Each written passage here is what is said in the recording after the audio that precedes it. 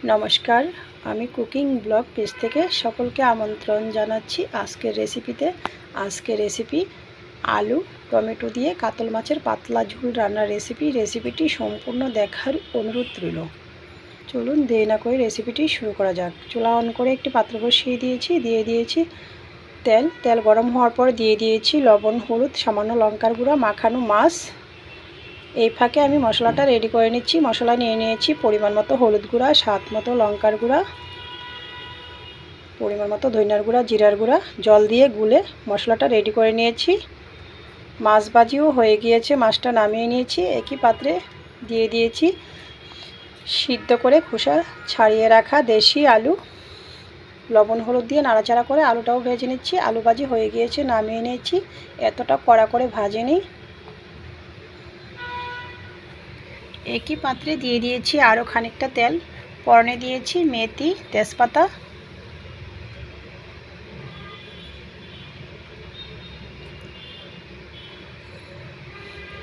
Ready করে রাখা মশলাটা দিয়ে দিয়েছি, পরিমাণ মতো আদা বাটা দিয়েছি, স্বাদ মতো লবণটাও দিয়ে দিয়েছি। নাড়াচাড়া করে মশলাটা কষিয়ে নিচ্ছি।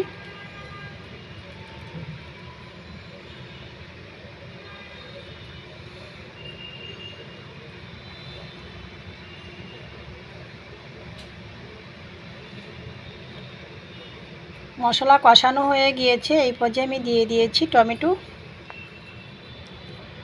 নাড়াচাড়া করে ঢাকনা দিয়ে দিয়েছি। ফিরে আসছি মিনিট দুয়েক পর।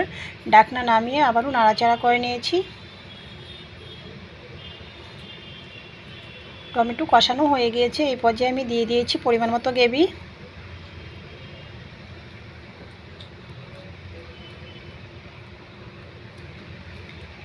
নাড়াচাড়া করে ঢাকনাটা দিয়ে দিয়েছি।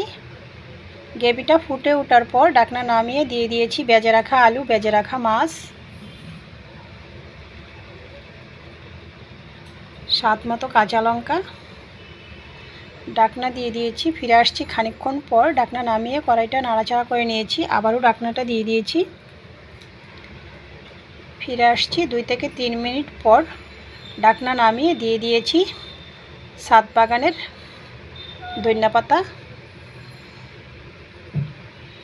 নাড়াচাড়া করে ঢাকনাটা আবারও দিয়ে দিয়েছি। মিনিট খানেক পর চুলার আঁচ বন্ধ করে দিয়েছি। তো রেডি হয়ে গিয়েছে আলু টমেটো দিয়ে কাতল মাছের ঝোল রান্নার রেসিপি। এই রেসিপিটি ভালো লাগলে আমার ফেসবুক পেজটা ফলো, ইউটিউব চ্যানেলটা সাবস্ক্রাইব করুন, সাথেই থাকুন। সকলকে ধন্যবাদ।